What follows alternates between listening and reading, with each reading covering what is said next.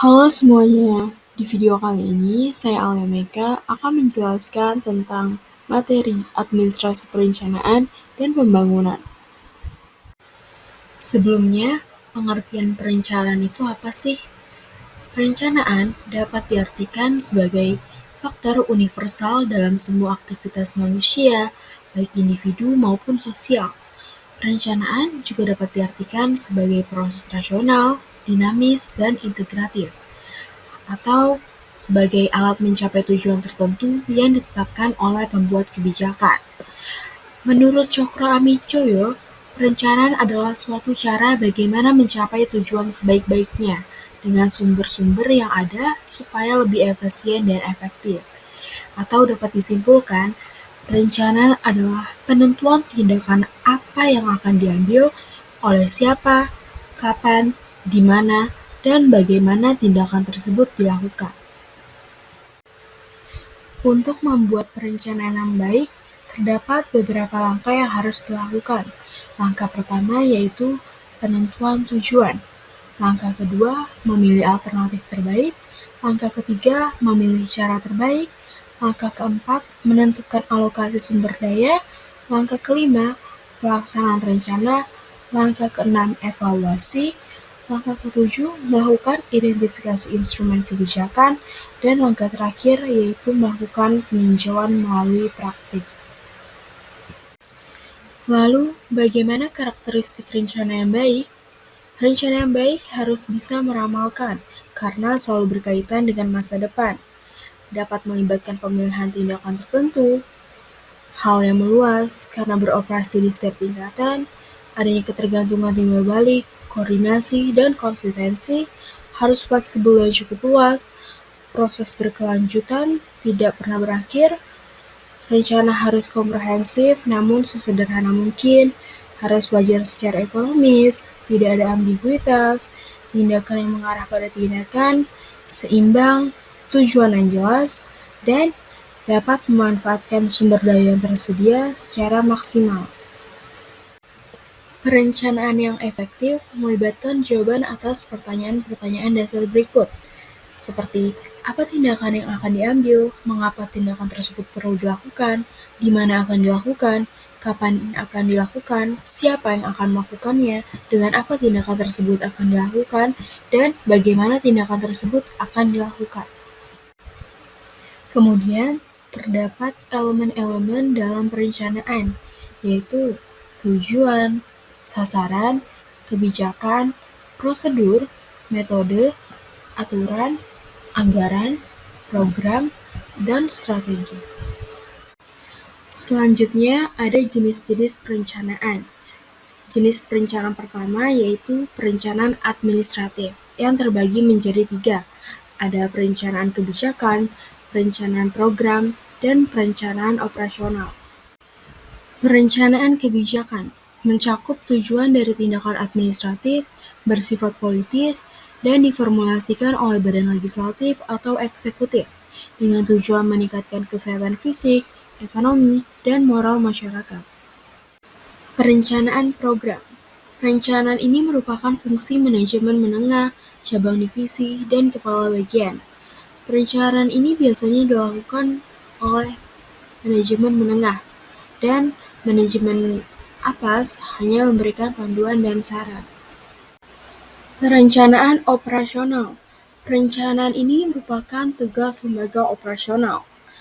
Pada perencanaan ini, rencana diisi mengenai pelaksanaan program dan proyek, berkaitan dengan pengisian detail-detail kecil pada tahap pelaksanaan. Selanjutnya ada perencanaan keseluruhan, atau dengan nama lain perencanaan sosial ekonomi, perencanaan total, dan sebagainya. Perencanaan ini mencakup dalam bidang sosial, ekonomi, politik, budaya, dan pendidikan.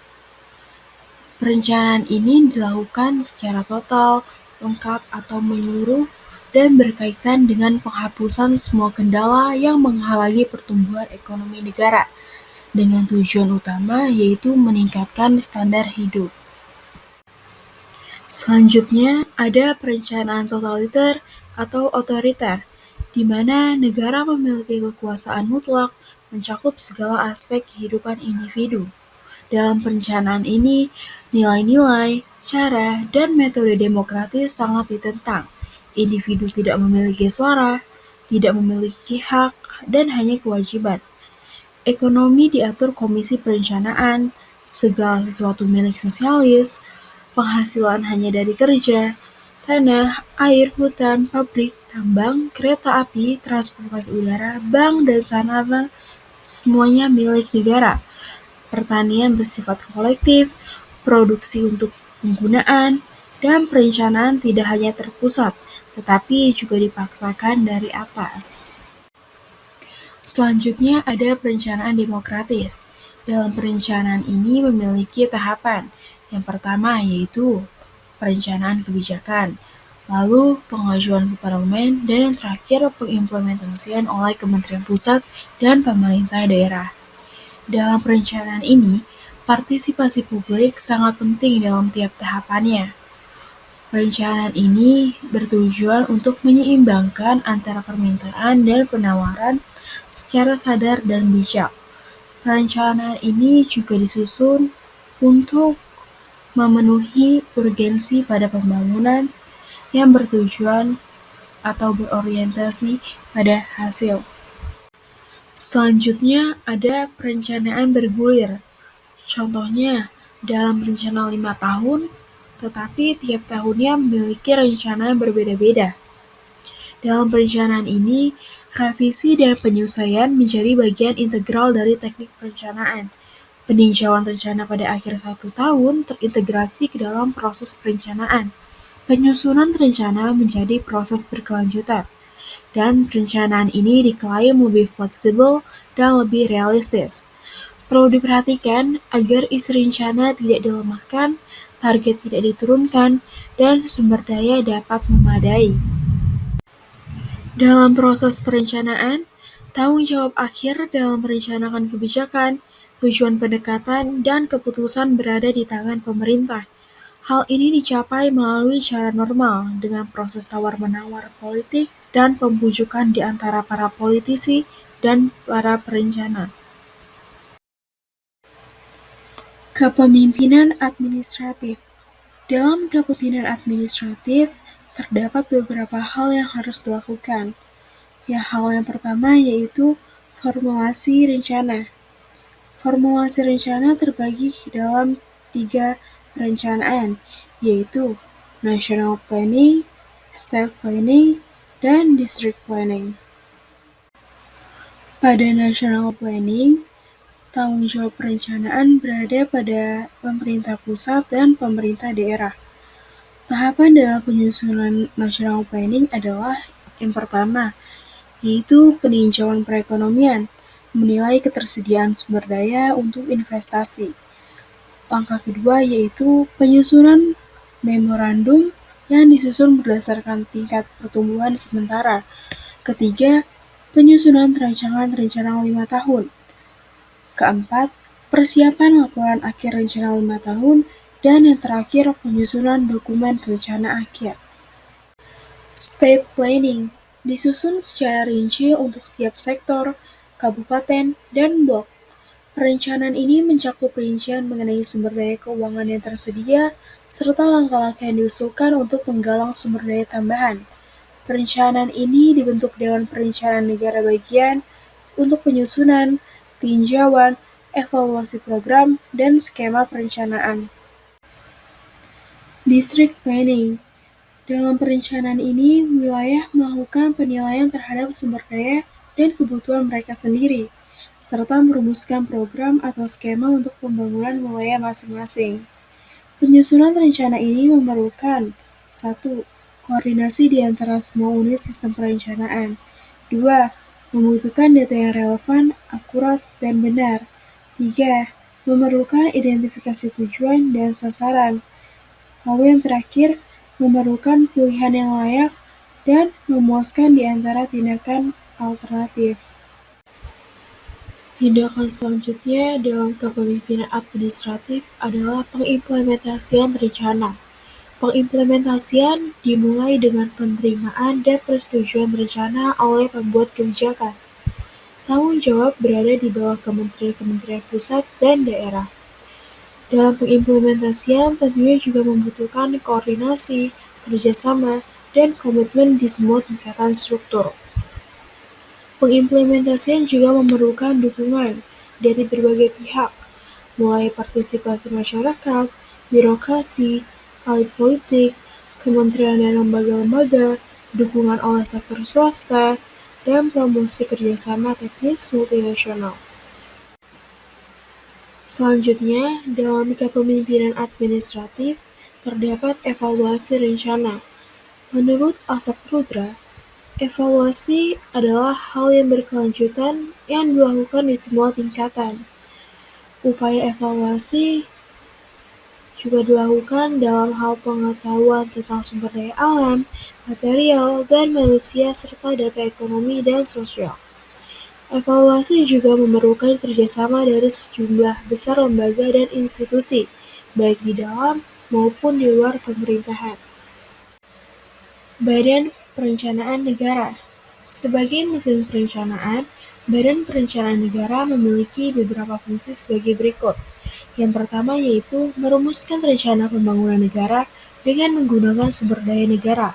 Yang kedua yaitu menentukan prioritas rencana pembangunan. Ketiga, membantu pemerintah daerah dalam merumuskan rencana pembangunan wilayah mereka. Lalu yang terakhir, mengidentifikasikan faktor-faktor yang cenderung menghambat perkembangan ekonomi dan sosial. Berikut beberapa divisi Badan Perencanaan Negara.